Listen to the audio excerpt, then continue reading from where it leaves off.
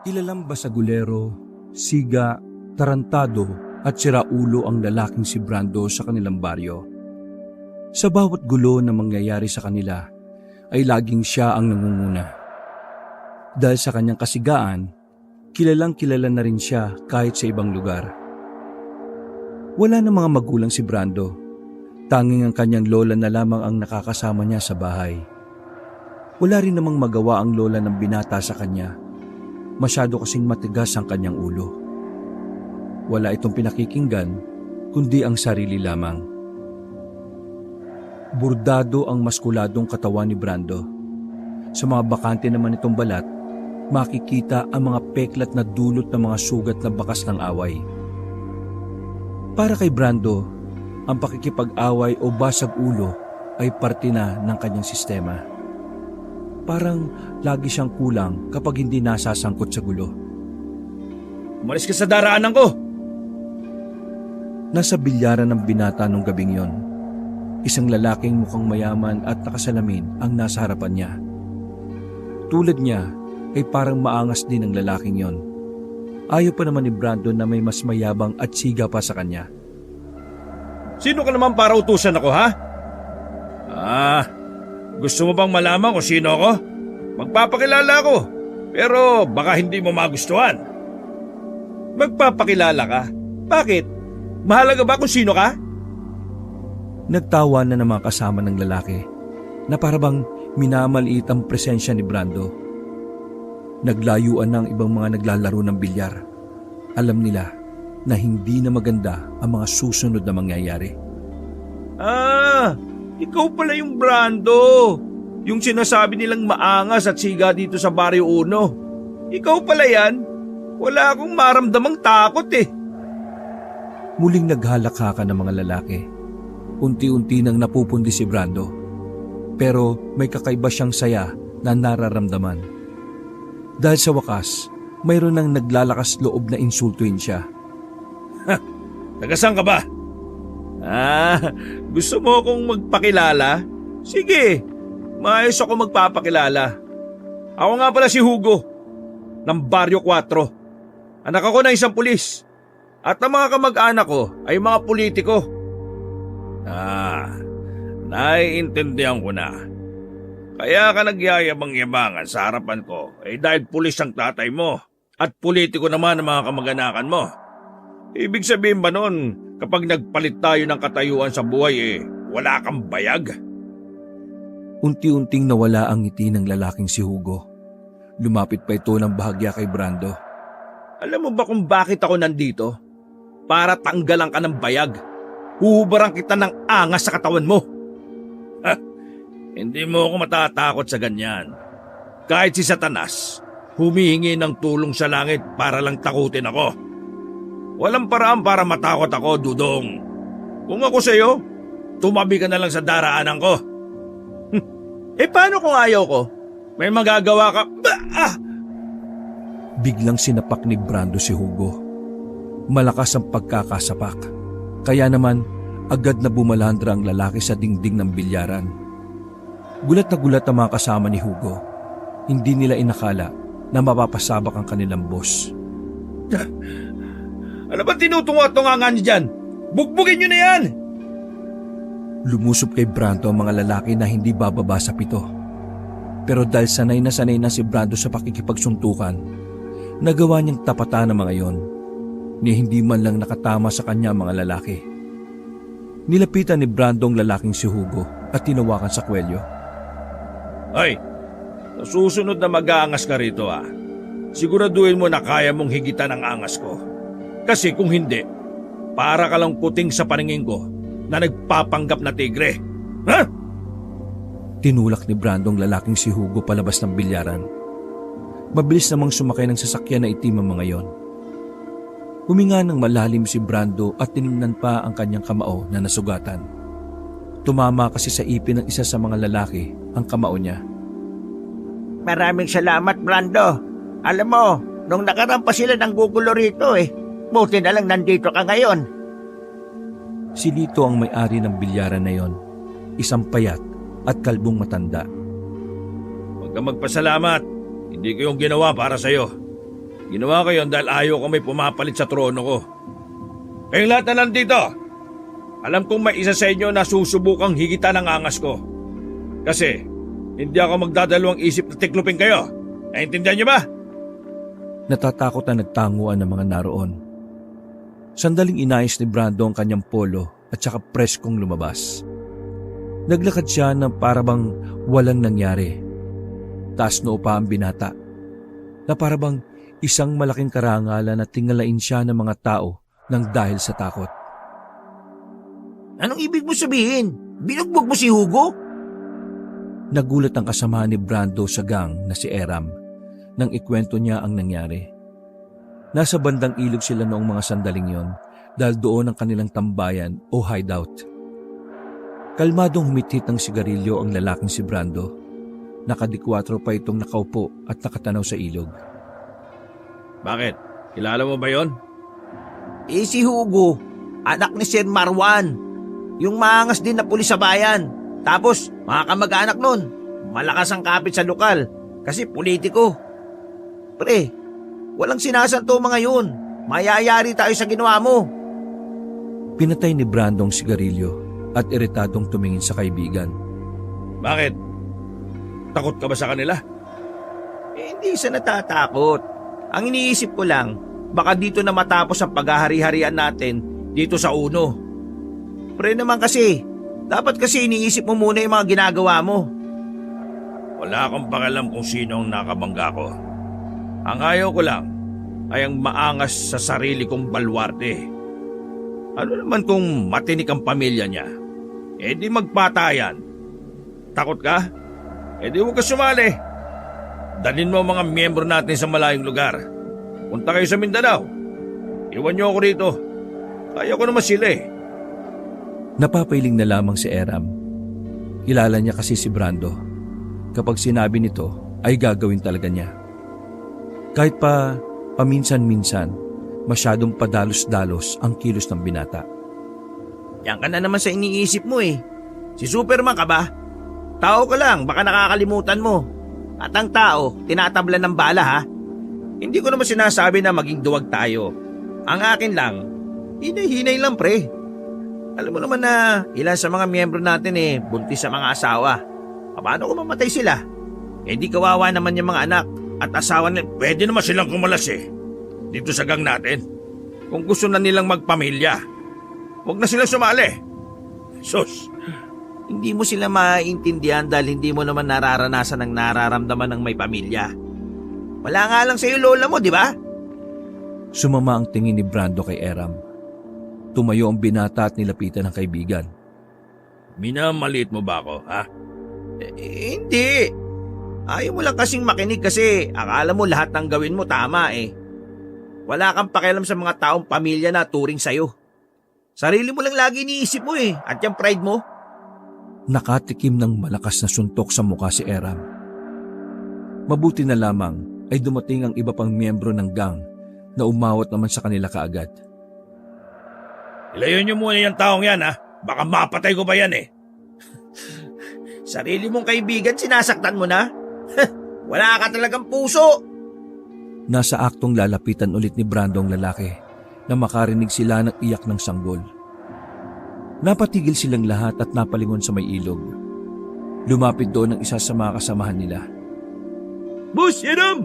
Boss Brando! May sanggol dito Napilitan silang lumapit noong mga oras na yon. Kinuha nila ang sanggol na nakalutang sa tubig habang nasa loob ng basket. Iyak lang ng iyak yon kahit pa kinarga pa nila. Pinagpasapasahan na nga nila pero hindi pa rin tumatahan. Nang nakay Brando na ipinasa ang sanggol, ay nag-alangan si Eram na ibigay sa kanya. Alam kasi ni Eram na iritado si Brando sa iyak ng bata, lalo na kung sanggol pa lamang. Bitbitin mo lang. Dali-daling inabot ni Eram ang sanggol kay Brando. Wala namang nagawa ang lalaki kundi tanggapin ito. Ano? Tatapon ko to? Di tapon mo. Pagtingin ni Brando sa bata, nakatingin din yun sa kanya. Bigla itong nanahimik. Nagtaka ang lahat dahil kay Brando lang tumahan ng bata. Kanino kayang anak yan Mukhang kay Boss Brando lang siya tumahimik Oo nga no. Tingnan nyo, gumingiti siya kay Boss Brando. Talaga mo yan. Ikaw ang gusto ng bata, pre. Gago ka ba? Baka mamaya may mga magulang to sabihin, kinidnap ko to. Tsaka ayaw ko sa iyak ng bata, di ba? Iagis ko to mamaya. Hindi naman umiyak eh, oh. Sa'yo nga tumaan eh. Puro ka salita na, ihahagis, di mo naman magawa. Ngumisi si Brando. Naglakad si Brando palapit ulit sa ilog. Nabahala ang mga kasamahan nila dahil talagang gagawin ni Brando ang sinasabi niya. Boss Brando, wag! Kawawa naman yung bata! Sige, ihagis mo. Wala ka naman pakialam sa lahat eh. Kaya pati sanggol, dinamay mo na. Muling tiningnan ni Brando ang sanggol na pangiti-ngiti pa sa kanya. Ay, ngiti ka pa ng ngiti ha. Sige, ihahagis kita. Akmang aamba na si Brando nang biglang humagikik ng tawa ang sanggol. Natigilan si Brando. Hindi niya maintindihan kung bakit ganun ang sanggol. Napaka-inosente. Ay, kainis ka ha. Natawa-tawa ka pa. Hindi hinagis ni Brando ang sanggol na yon. Bumalik sa akin na Eram at ibinigay ang sanggol. Oh, isauli niyo yan sa magulang. Ayoko ng sanggol dito sa hideout. Sanggol lang pala babali sa paninindigan mo, pre. Banas na umalis si Brando sa ilog. Nang makalayo ay muli siyang napalingon sa mga kasama. Kita niya na umiiyak na naman ang sanggol na pilit pinapatahan ni Eram. Wisit. Anak-anak tapos mababayaan. Walang pinagkaiba yung magulang niya sa magulang ko eh. Mga salot na magulang. Dahil nawala na sa mood si Brando, ay nagpunta na lamang siya sa beer house sa bukana ng Barrio Dos. Wala siyang dalang kapera-pera, pero dahil sa taglay niyang kayabangan, nagagawa niyang makahingi ng alak. Nakaupo lang siya sa tapat ng lamesa na malapit sa pinto. Nasa kasarapan siya ng panonood ng mga babaeng sumasayaw. Nang biglang may puting kalapati ang pumasok sa beer house. Dumapo yun sa lamesa ni Brando. Sa hindi inaasahang pangyayari, kinuha ng kalapati ang sigarilyo niya na nasa ashtray. Lumipad ng kalapati palabas. Hinabol pa yun ni Brando pero nakalipad na ng mataas. Monyemas, kapag nahuli kita, gagawin kitang predo! Paglingon niya sa gilid, may matandang lalaki roon na nakatayo.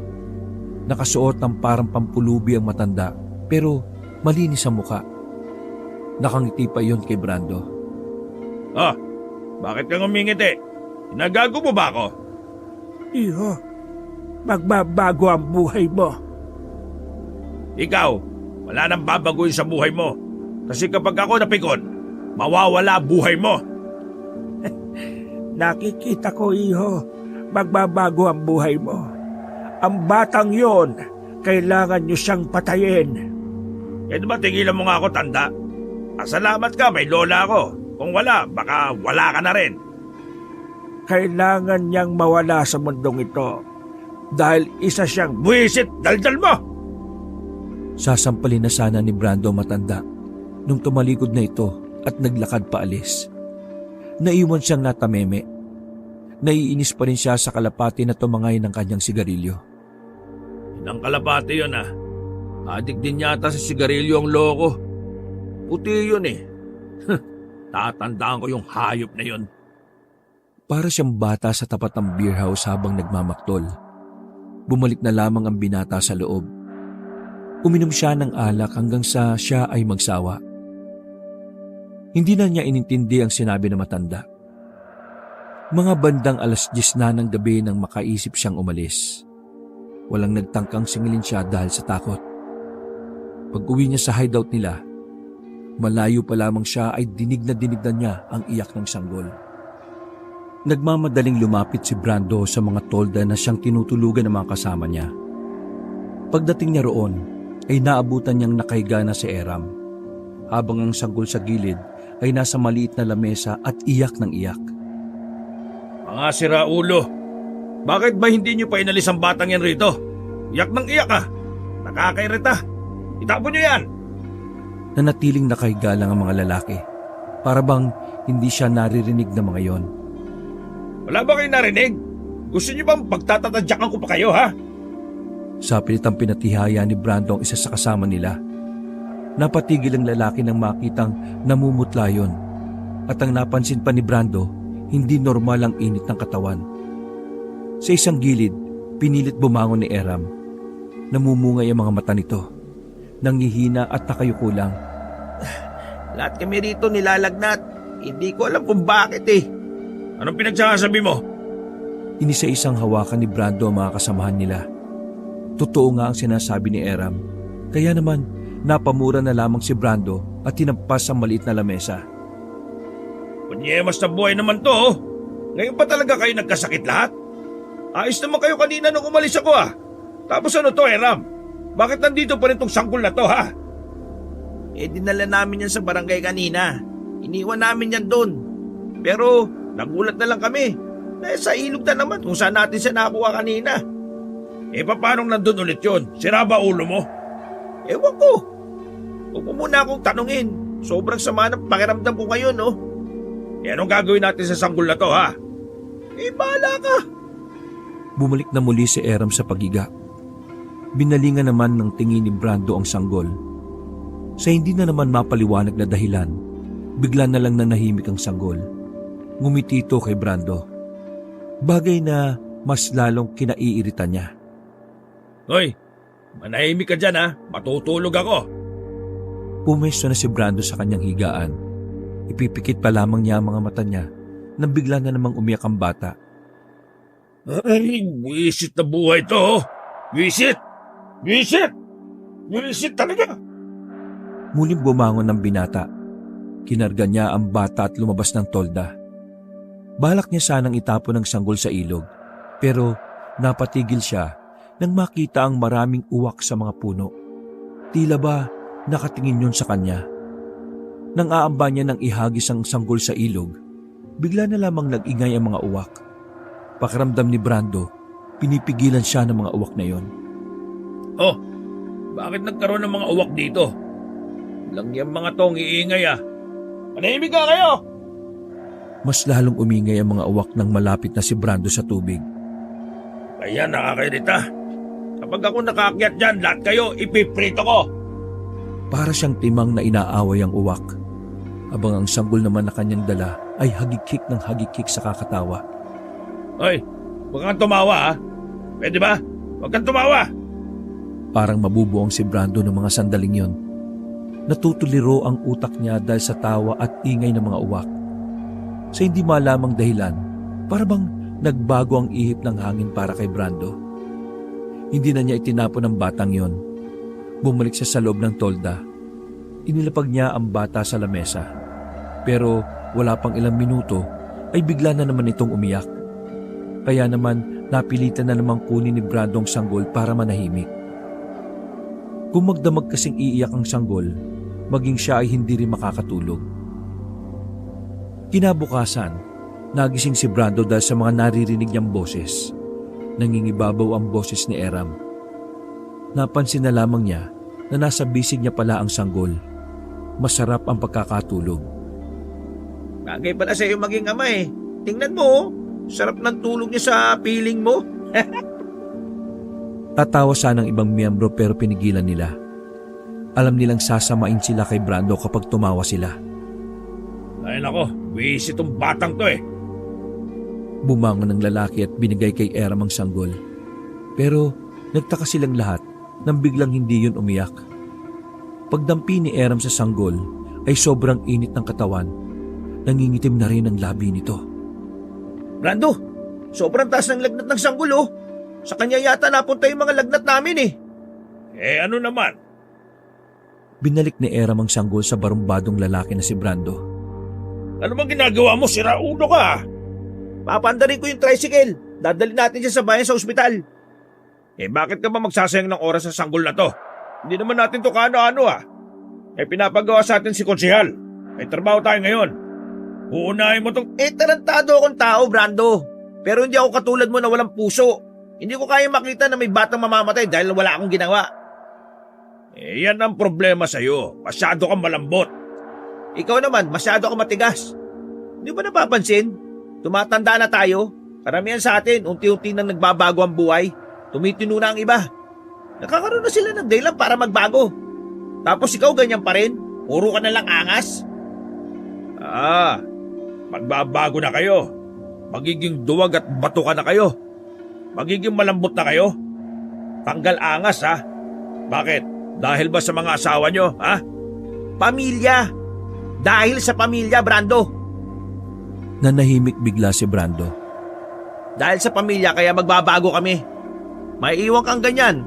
Kasi kahit kailan hindi mo naranasan magkapamilya eh. Brando, are, gusto namin bawiin sa demonyo yung binenta naming kaluluwa. Kung ikaw, ayaw mo, wala kaming magagawa. Etong sanggol na to, hindi ko hahayaan na maaga siyang mawala sa mundo. Kahit inabando na siya ng mga magulang niya, gusto kong maramdaman niya balang araw na may isang pamilya na nagmahal sa kanya. Kung hindi mo gustong salitang pamilya, lumakad ka mag-isa at kalimutan mo na ako bilang kaibigan mo. Tila may bumarang bato sa lalamunan ni Brando. Hindi siya nakapagsalita.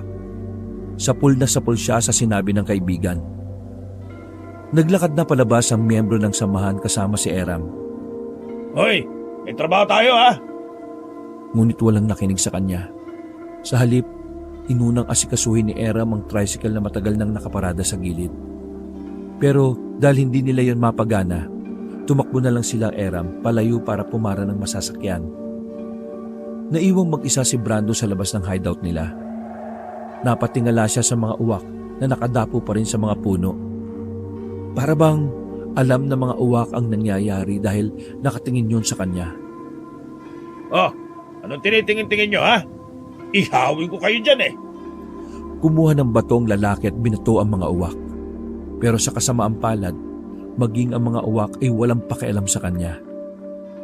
Mag-isang lumakad si Brando nung umagang yon.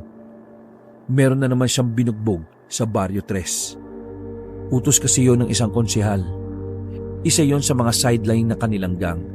Tumatanggap sila ng trabaho, pero hindi naman sila pumapatay. Mag-aalas 8 na nang bumalik si Brando sa kanilang hideout. Naabutan niya ang isa sa mga miyembro ng gang na si Ambet. Nagkakalkal ito ng mga gamit nila. Anong ginagawa mo? Tinutukan ni Brando ng itak si Ambet sa pag-aakalang nagdanakaw ito sa mga gamit nila. Pero hindi siya pinansin ng lalaki. Patuloy lang yon sa pagkalkal sa mga kahon. Tinatanong kita, anong ginagawa? Pwede ba? Huwag ka magulo. Naghahanap ako ng pera. Hindi kami nasikaso sa ospital dahil wala kaming dalang pera. Nagkukulay ubi na yung sanggol, ano? Unti-unting binaba ni Brando ang itak. Hindi niya maintindihan ang nangyayari kung bakit parang maiiyak na si Ambet sa paghahanap ng pera. Kung bakit mahalaga sa kanila ang sanggol. Halika, sumunod ka sa akin. Ayoko niya nga. Gusto ko na magbago. Bobo, papaganahin natin yung tricycle. Bilisan mo. Ha? Nauna nang lumabas ng tolda si Brando. Hindi niya rin alam kung bakit niya yun ginawa. Ang alam niya lang, gusto niyang maintindihan ang pakiramdam nila Eram at Ambet. Pinagtulungan nilang paganahin ng tricycle. Nang palitan nila yon ng baterya ay gumana na rin ang makina. Sumakay si Brando sa upuan ng driver. Sa loob naman si Ambet. Bakit mo ito ginagawa? Hindi sumagot si Brando at pinaandar na lang niya ang tricycle papuntang bayan. Pagkarating nila ng ospital ay kagad na pumasok ang dalawa. Sa bungad pa lang, nakita na ni Brando sila Eram na nasa gilid lang ng hallway. Bitbit ang bata na parang kaunti na lang ay mamamatay na. Kulay ubi na ito. Brando, anong... Walang sabi-sabi, hinila ni Brando ang isang doktor na napadaan. Hoy, bulag ka ba? Nakikita mo ba yung sanggol na dala nila? Malapit na mamatay. Kung hindi nyo ito aasikasuhin, uunahin ko kayong patayin. Pasensya na ho. May mga nauna kasi sa inyo. Nauna? Ibig sabihin wala kayong pakialam dito? Ano mo kailangan nyo? Pera? Ito. Yan, pera, Dumukot ng pera ng tig-1,000 si Brando at sinampal sa mukha ng doktor. Natakot ang doktor kaya naman tumawag ito ng mga nurse. Inasikaso ang sanggol at saka lamang yon na ipasok sa silid. Galit na galit ang mukha ni Brando. Inaot naman kagad siya ng guard at pinalabas ng ospital. Nagyosi na lamang ang lalaki sa tapat habang hinihintay ang mga kasama. Makalipas lang ang ilang minuto, lumabas na rin si Eram at Ambet. Pre, bakit mo yung ginawa? Napangisi si Brando. Tanga ka ba? Di ba kailangan nyo ng pera? Tapos magtatanong ka ngayon kung bakit ko ginawa? Ibig kong sabihin, akala ko ba wala kang pakialam sa sanggol? Bakit ka nagalit ng ganon para sa sanggol? Para sa bata? Tinapon ni Brando ang sigarilyo at saka bumuga ng usok. Ewan ko, hindi ko alam. Ang corny nyo kasing tingnan kapag payak na kayo. Ano ba nangyari? Bakit lumalambot kayo ng ganyan para lang sa sanggol? Eh hindi naman natin alam kung saan galing. Katulad ng sinabi ko pare, gusto na namin magbago. Aligay namin. Yung sanggol ang senyales para magtino na kami. Hindi ka naman namin pinipilit na gayahin mo kami. Buhay mo naman yan eh. Ang akin lang, sana hayaan mo na kami. Putya naman pare oh. Mag-isa na naman ako. Kaibigan mo pa rin naman kami eh. Pero hindi na kami makakasama sa mga lakad mo. Kaya pasensya na pare ah. Ewan ko sa inyo. Bahala kayo. Maraming salamat pala. Kung di dahil sa'yo eh, wala na yung sanggol. May niligtas kang buhay, Boss Brando. Wisit. Tigilan nyo na nga ako. Sige na, alis na ako. May babasagin lang akong mukha sa baryo natin. Dahilan lamang ni Brando yon pero ang totoo, wala naman talaga siyang gagawin. Aalis na sana siya nang biglang may lumapit na matandang lalaki. Mukha itong pulubi. Namukhaan niyo ni Brando. Yun ang matandang nakausap niya sa harapan ng beer house. Oh, ikaw yung nasa beer house ha. Umalis ka nga sa daraanan ko. Sipain kita dyan eh. Mga iho, mali kayo ng tinutulungan. Nagkatinginan si Eram at Ambet. Huwag niyong pansinin yan, sa naulo yan. Mabuti pa, hanggat maaga pa ay patayin nyo na ang sanggol. Huwag nyo nang hintayin na mahuli pa ang lahat. Anong sinasabi nyo? Ang sanggol, mga iho, hindi sa tao. Boss Eram, sira nga talaga utak nito. Hayaan mo na. Gawin nyo na ang tama bago pa dumating ang panahon ng kanyang pagkamulat at karahasan. Dahil ang sanggol na yun ay isang aswang. Lumabas ang sipon ni Ambet nang pigilan nitong matawa sa sinabi ng matanda. Salubong naman ang kilay ni Eram at Brando na parabang naiirita na. Naglakad na rin ang matanda na parabang wala lang nangyari. O, di ba? Sira ulo lang talaga. Kung sino-sino kinakausap niya sa beer house eh. Kapag ako napikon eh, huhukayan ko na yan eh. Matapos ang eksenang yon, hindi inakala ni Brando ang paparating na pagbabago sa buhay niya. 8 taon ang nakalipas. Maraming bagay na ang nagbago sa buhay ng mga miyembro ng gang. Tuluyan na nilang nilisan ang maruming gawain at ang pagiging basagulero. Karamihan sa kanila ay nagkaroon na ng pamilya. Ang ilan naman ay kasama pa rin ni na Brando pero may kanya-kanyang trabaho ng matino. Si Era may isa ng tricycle driver, habang si Ambet naman ay kargador sa pier. Si Brando, nagbebenta siya ng mga obra niyang inukit. May talento kasi ang lalaki sa pag-uukit ng kahoy. Namana niya yon sa kanyang lola na noon ay namayapa na rin. Ang sanggol naman noon ay 8 taong gulang na at pinangalanan nila yung Brandina. Hinango sa pangalan ni Brando. Hapon noon habang naglalakad si Brando pa uwi, kasamang tinuring ng anak na si Brandina galing sa paaralan. Nag-aaral na kasi ang bata at nasa grade 3 na yon. Sobrang tinuna ni Brando. Malayong malayo na siya sa dati. Hindi na nga siya makilala ng mga tao sa kanila. Maayos na rin kasi ang pananamit niya. Disente ng tingnan kahit maraming tattoo sa katawan. Hindi na rin semi-kalbo ang kupit niya. Kaya mukha na siyang malinis na tatay. Anak, kumusta yung school mo? Masaya po, Papa. Marami po ako natutunan. Kaso nga lang, inaaway ako ng mga kaklase ko eh. Maliit daw po ako. Hayaan mo na lang sila anak. Maliit ka naman talaga kasi bata ka pa. Lalaki ka pa kapag tumanda ka na. Ang mahalaga, wala kang sinasaktan ha. Huwag gaganti. Isumbong kay teacher. Naintindihan mo? Pero sabi ni Tito Ambet at Papa Eram, dati daw kapag may nangaaway sa'yo, sinasapak mo daw eh. Nako, matagal na yun anak. Nagbago na si Papa. Nagbago na mula nang dumating ka.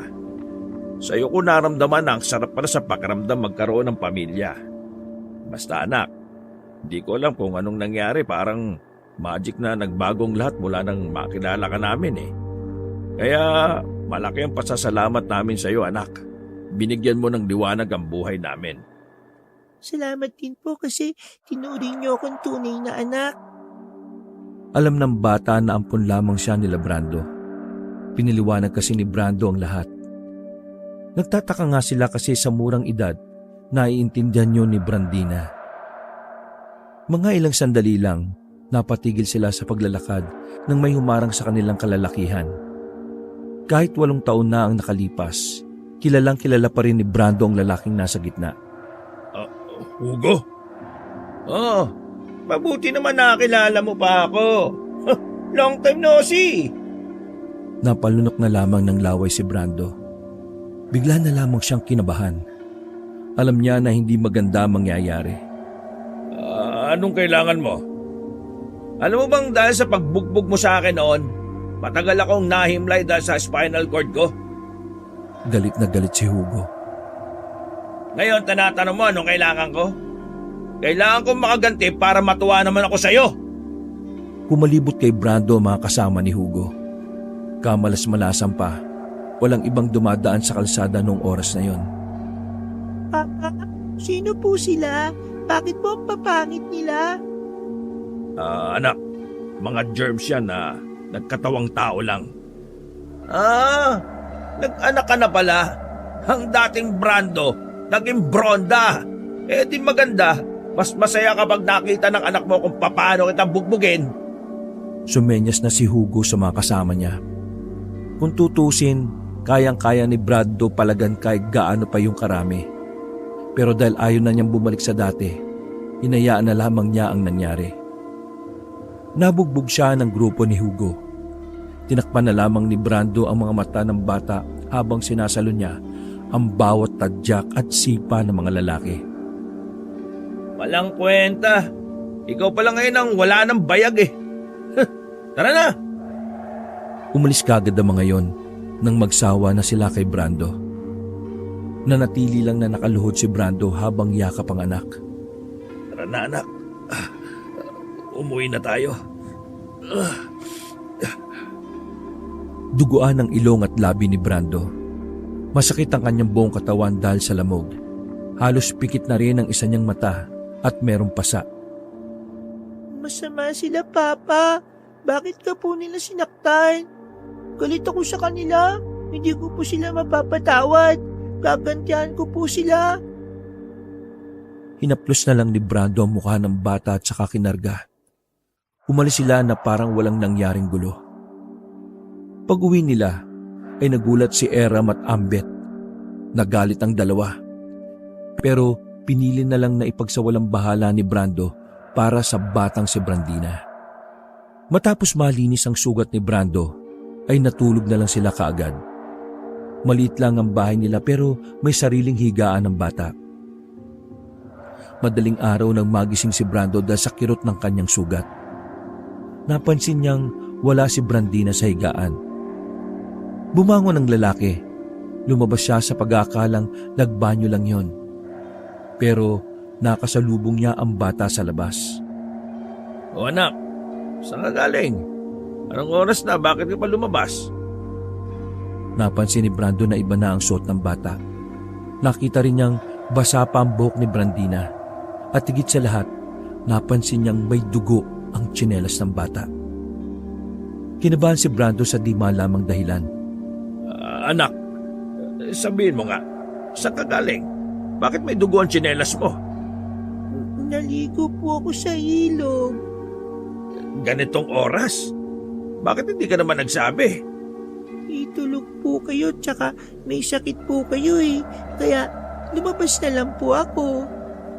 Ano tong dugo na to sa tsinelas mo? po ba? Natuluan po ng dugo niyo nung inaway po kayo ng mga pangit na lalaki. Huminga ng malalim si Brando at niyakap si Brandina. Nako, huwag mo nang uulitin na lumabas ng ganitong oras, anak. Bata ka pa, delikado. Sige ka, baka makuha ka ng aswang. Ngumiti lang ang bata at yumakap kay Brando. Kinaumagahan, walang pasok si Ambet at Eram. Nagpahinga rin si Brando sa pag-uukit. Nagyaya kasi si Ambet na pumunta sa dati nilang hideout.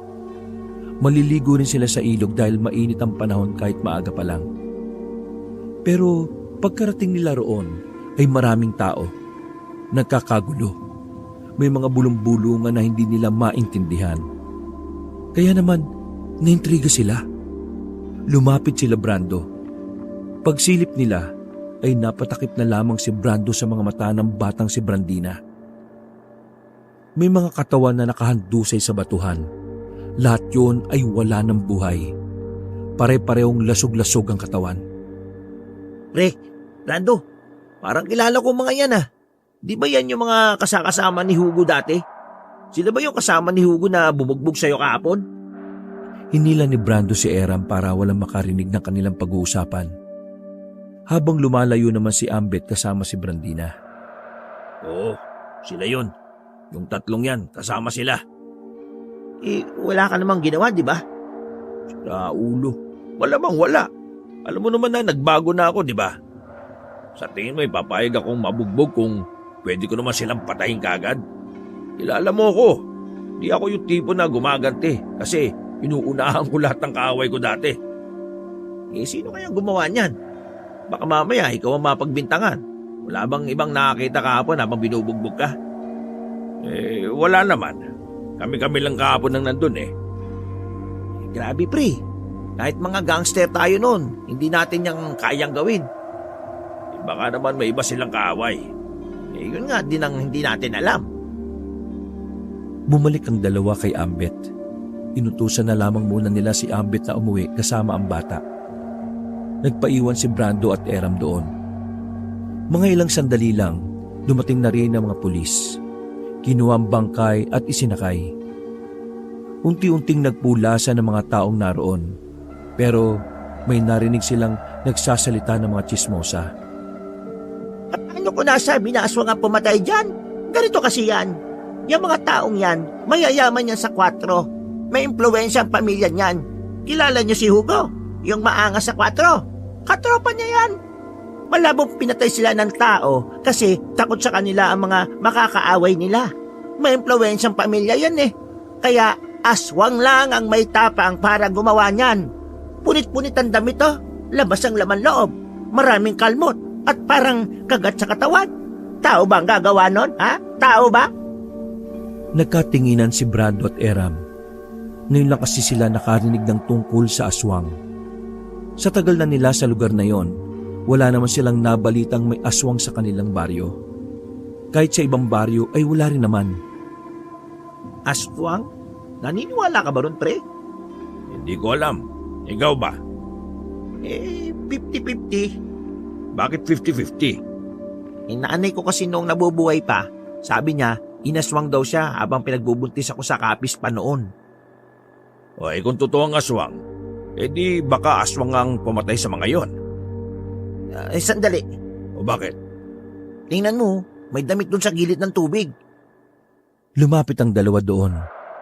Nakita nila ang pambatang damit at short na kulay puti na may bahid yun ng dugo.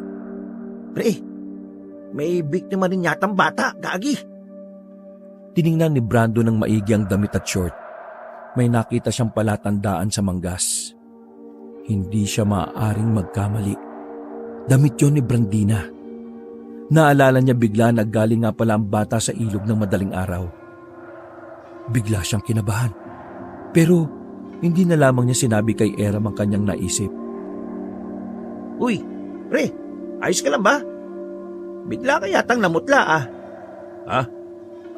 Oo. Ayos lang naman ako. Baka kailangan ko lang magpahinga dahil sa sakit ng katawan. Tara na, saka na lang tayo maligo rito. Bumalik ang dalawa sa kanilang bahay. Nagluto na lang sila ng para sa kanilang tanghalian. Habang nagluluto, ay tinitingnan ni Brando ang batang si Brandina habang naglalaro yun sa bakuran.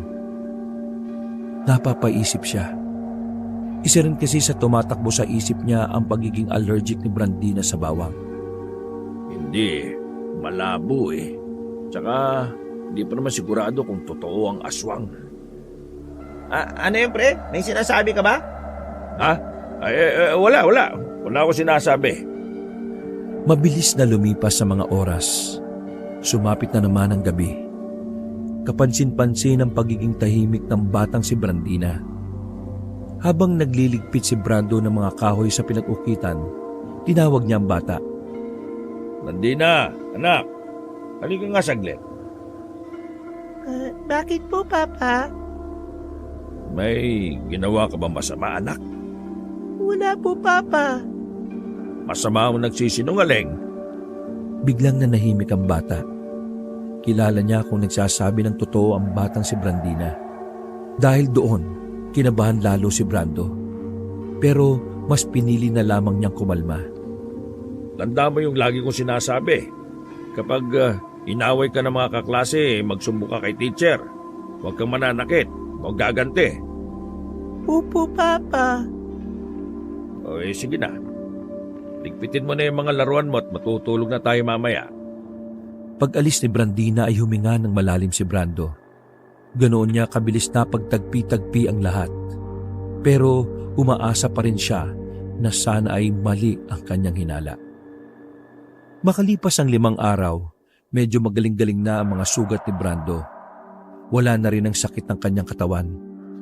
Kasama na naman niya si Brandina habang sila ay naglalakad pa uwi.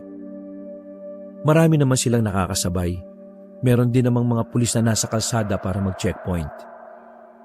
Bigla namang sumigaw si Hugo kasama ang mga tropa nito. Pero sa pagkakataon na yon ay nabawasan na sila. Kalmadong tumingin sa kanila si Hugo. Hindi makagawa ng eksena si Hugo dahil maraming tao at may mga pulis. Huwag dito, Hugo.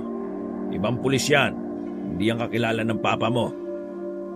Ikaw ba pumatay sa mga kasama ko, ha? Matagal ko nang iniwan na magulong buhay mula nang magkaanak ako. Kaya huwag mo akong pagbibintangan. Hindi ako maniniwala sa'yo. Walang demonyo bumabait eh. Pero may demonyong may kakayahang magpanggap na mabait. Bahala ka sa gusto mong isipin. Basta ako, wala akong ginawa. Pasensyaan na lang tayo, Brando. Walang sisiyan kapag ako nagumanti. Gumanti ka hanggat gusto mo. Huwag mo lang madadampian ng anak ko kasi handa akong bumaba ulit sa impyerno para lang putulin ang sungay mo. Aasahan ko yan, Brando. Aasahan ko yan. Mahigpit ang pagkakahawak ni Brando sa kamay ni Brandina. Sobrang sama naman ang tingin ng bata kay Hugo at sa mga kasama nito.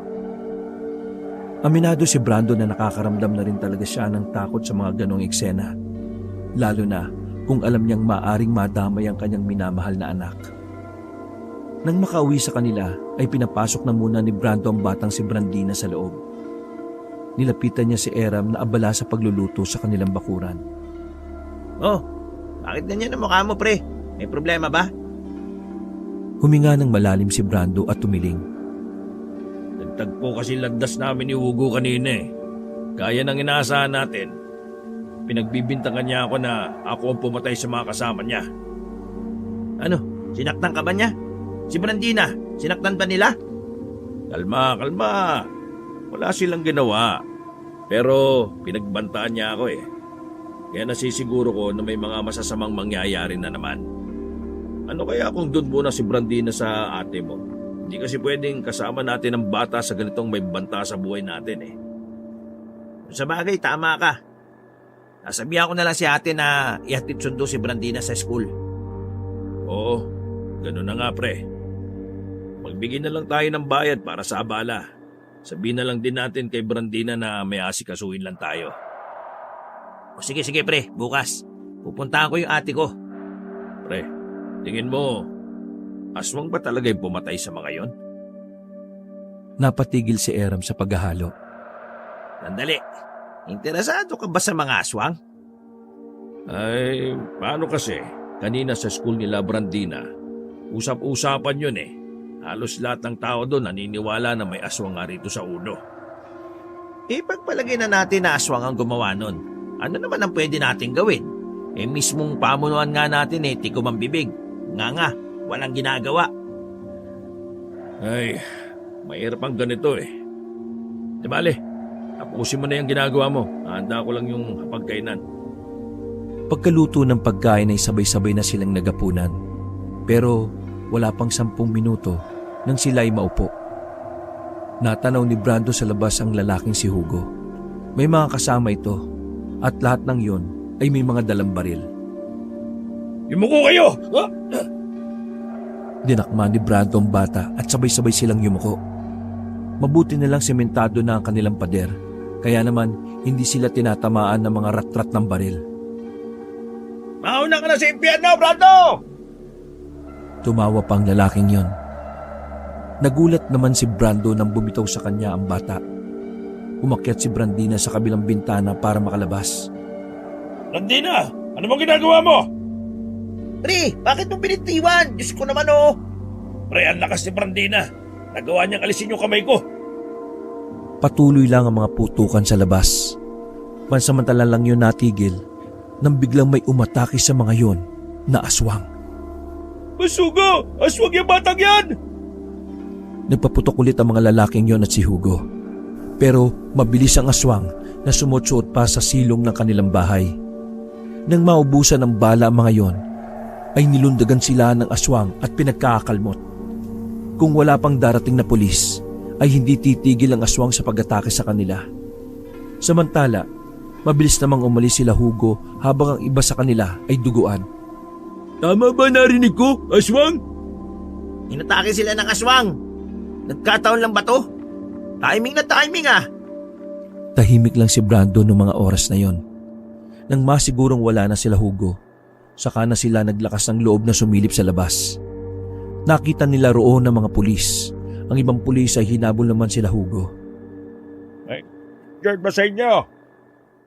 Wala naman po, sir. Pero yung anak po namin na batang babae lumabas Baka tinangay nila. Wag ho kayo mag-alala. Habulin namin sila at ibabalik namin sa inyo yung anak nyo kung sakaling natangay nga nila. Maraming salamat po sa inyo. Sandali silang kinuhanan ng salaysay. Nasabi na rin nila kung sino ang mga taong namaril sa kanilang bahay. Pagdalis sa mga pulis, saka naman naglabasan ng ibang mga residente. Meron palang nakakita sa pag-atake ng aswang at ang sabi pa ng iba, bata raw ang sinasabing aswang. Habang nasa loob ng bahay ay naririnig nila ang usapan sa labas. Ano ba pinagsasabi nila na bata ang aswang?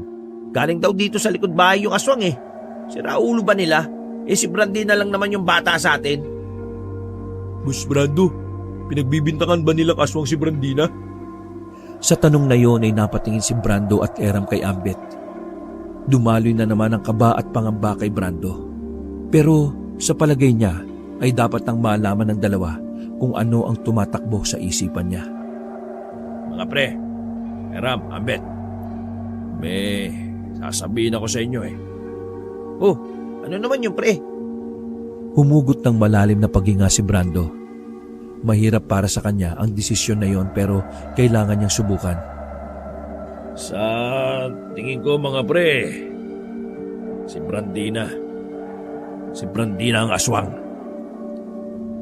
Natawa ng sarkastiko si Eram. Pre naman, porque hindi na tayo gangster Magagawa mo ng magbiro ng ganyan? Hindi ako nagbibiro, Eram.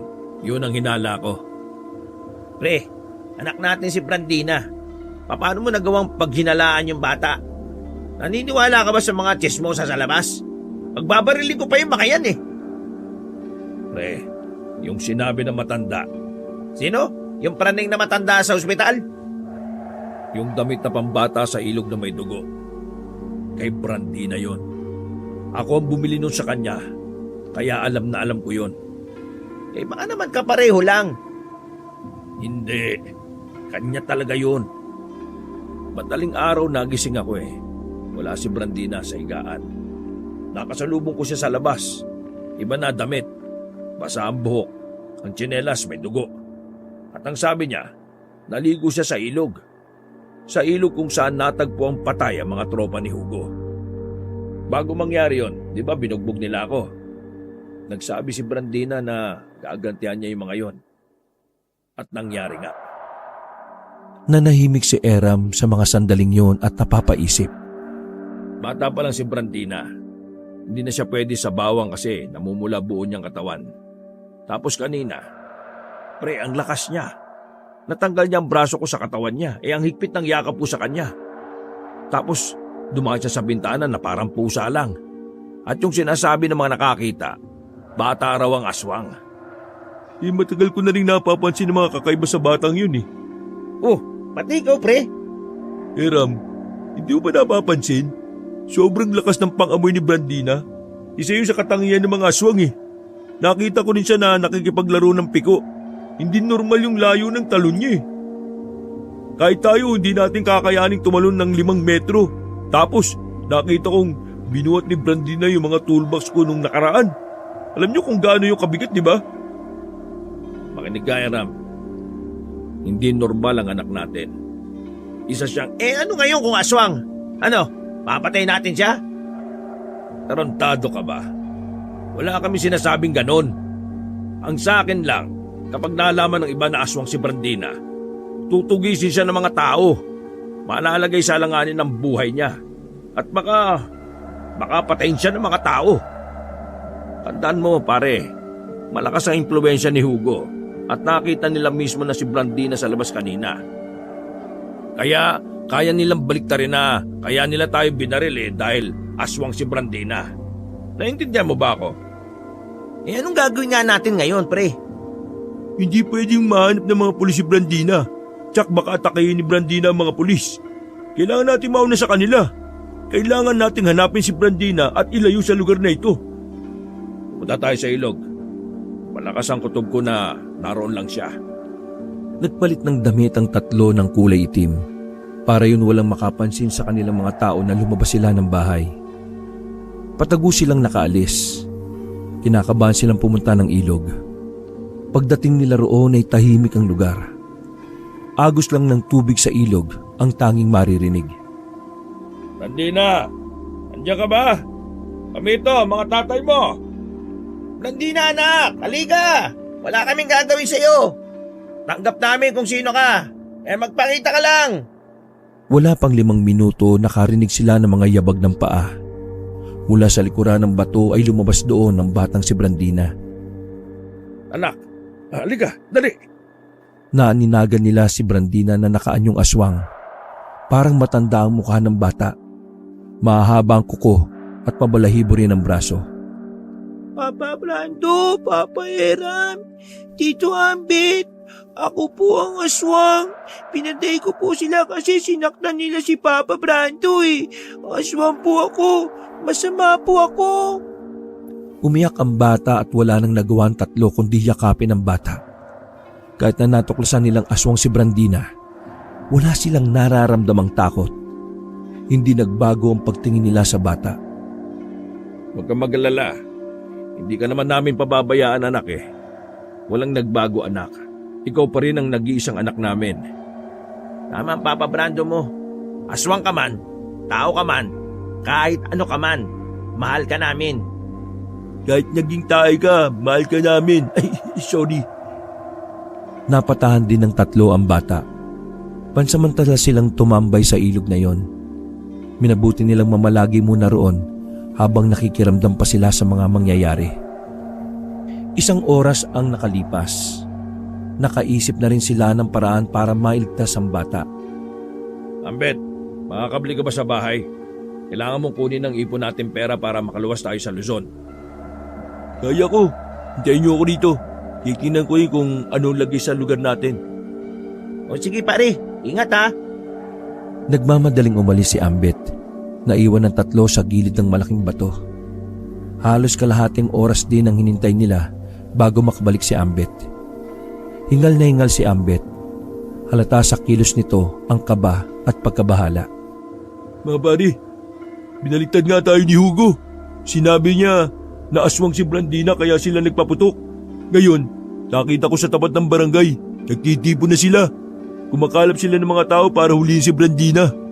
Tutugisin na nila anak natin. Kailangan na natin makaalis. Natahimik sila nang biglang makarinig sila ng mga yabag ng paa sa batuhan. Napayakap ng mahigpit si Brandina kay Brando at nagtago silang muli sa mga bato. Mabibilis ang mga yabag ng paa. Mabibigat kaya hindi nila maiwasang hindi matakot para sa kaligtasan nila. Basag-basag kang, Angdoy! Nagbabalik para samahan kayo sa laban na to! Boss Brando! Boss! Eram! Ambit! Narinig ko nangyari kaya tinipon ko na ang mga kasama natin. Nawala ang kaba sa loob nila nang marinig ang pamilyar na boses. Pagtingin nila, naroon ang mga lumang miyembro ng kanilang samahan. Halos maiyak si Brando sa mga nangyayari. Buong akala nila ay wala na silang pag-asa. Pero sa pagbabalik ng kanilang gang, nabuhayan sila ng dugo. Maraming salamat mga kasama. Ngayon, protektahan natin si Brandina. Ano mang uri si Brandina, tao, aswang, siya pa rin ang anak na pinalaki natin. Ilaban natin to. Tumangutango silang lahat bilang pagsang-ayon. Handang-handa na silang itakas ang bata para iligtas sa kamay ng mga residenteng galit na galit sa aswang. Sa tabi ng ilog ay pinag-uusapan nila ang mga hakbang ng kanilang pagtakas. Dadaan tayo sa gubat na nasa harapan natin. Ang tagus nito sa 4. Medyo delikado dahil doon ang balwarte nila Hugo. Kaya ang gagawin natin, maglabas ng gubat, maghiwa-hiwalay tayo. Andoy, maghahati tayo sa 2, pero hindi halata. Ambet, mauna ka sa amin. Kailangan mong malaman sa dulo ng 4 kung may mga nakatambay. Ano man ang makita mo, bumalik ka. Doon tayo dadaan papuntang 5 kapag walang tambay. Eram, sumama ka sa akin. Tayo magdadala kay Brandina kapag nakalabas na tayo ng gubat. Paano kung may mga nakapwesto sa bunga ng 4 paglabas natin ng gubat? Andoy, ikaw muna ang lalabas ng gubat para tumingin sa bungad. Hindi ka naman nila makikilala dahil matagal ka namang hindi sumasama sa amin eh. Nakalimutan ko sabihin, narinig ko si Hugo. Dito sila pupunta sa ilog dahil alam nila dito ang dati nating hideout. Pipilitin nilang pumasok dito ng gubat para tumagos tayo sa 4. Papapagitnaan tayo. Utya naman oh. Kanina pa ako nagsasalita, ngayon mo lang yung sinabi. O sige, change plan. Paano kung wag na lang kaya tayo sa 4 dumaan? Ibig ko sabihin, pagpasok natin ng gubat, kumanan tayo. Babalik tayo sa dulo ng 1. Tsako, walang tao doon kasi liblib doon eh. O sige, tama. Pagbalik natin dito sa 1, saka tayo mag-2. May ilog sa 2 na papuntang 5. Kaso wala nang tulay doon. Kailangan natin mas maaga makarating doon para makapaglagay pa tayo ng tawiran. O sige, mahusay. Ganito ang gagawin natin ha. Balik tayo sa 1 pero dulo. Saka tayo mag-2. Tapos sa ilog, patawid ng 5. Pagdating natin ng 5, maiwan kayo doon, Andoy. Kung sakaling sumunod pa rin sila hanggang sa 5, dapat may haharang sa kanila para makalabas kami ng 5. Kalsada na yon. Mag-aabang na lang kami ng masasakyan doon. Tumango-tango ang mga kasamahan nila. Nang maplansya na nila ang kanilang mga plano, nagsitayuan na sila para maganda. Nang biglang, Mga kasama! Ayun sila! nagmamadali silang tumawid sa ilog. Bago sila makapasok ng gubat ay pinagbabaril na sila nila Hugo. Mabuti na lang ay maraming bato na malalaki kaya walang tinamaan sa kanila. Samantala, naglabas naman ng baril ang iba nilang kasama. Nakipagpalitan ng mga yun ng putok. Para kahit papaano ay mapabagal nila ang paglapit ng mga humahabol. Mahirap to. Kakampin nila Hugo ang taong bayan. Patay ng batang aswang! Sunugin yan! Tahimik lang ang batang si Brandina noong mga sandaling yon. Kabado ang bata pero nakakapit lang ito kay Brando ng mahigpit. Huwag ka mag-alala anak. Hindi ka mapapahamak hanggat nandito kami. Habang tumatakbo ay isa na sa mga kasama nila ang tinamaan ng bala sa braso. Pinagtulungan nila Ambit na maitayo yun. Habang ang iba naman ay sige pa rin sa makikipagputukan. Huwag kayo masyadong magpaiwan. Hindi pwedeng may mamatay sa atin. Doble ingat mga pre! May mga pamilya kayong uuwian! Malapit na nilang marating ang dulo ng 1. Kaunting takbo na lang ay tatagos na sila. Sira din ang plano. Nakasunod pa rin sila. Ganun pa rin ang gagawin natin. Tuloy lang. Nang matanaw na nila ang kalsado ng dulo ng Baryo 1, ay mabilis silang pumunta doon. Pumasok agad sila ng 2. Sandali silang nagtago sa ilalim ng mga kabahayan. Pigil na pigil ang bawat nilang hininga. Nang malagpasan na sila ng mga tao, saka sila lumabas. Papasok na sila ng gubat sa Baryo 2. Nang biglang may makakita na naman sa kanila. Nabulabog ang Baryo 2 dahil sa mga putok ng baril. Natamaan na si Eram sa paa sa mga sandaling yon. Pero walang pakialam ang lalaki. Hindi siya nagpakita ng kahinaan kahit iika-ika na. Walang hinto! Protektahan natin si Blandina hanggang kamatayan! Papa Brando, mag-aaswang na po ako. Harapin ko po sila lahat para makatakas kayo. Hindi anak, ikaw ang dapat namin protektahan. Huwag mo kaming intindihin. Boss Brando, malapit na mawalan ng bala itong mga kasama natin. Mamaya lang mas pabilis na sila makakasunod sa atin. Bilis, mauna na kayo! Hindi pwede. Sabay-sabay tayong aalis. Ayos lang kami.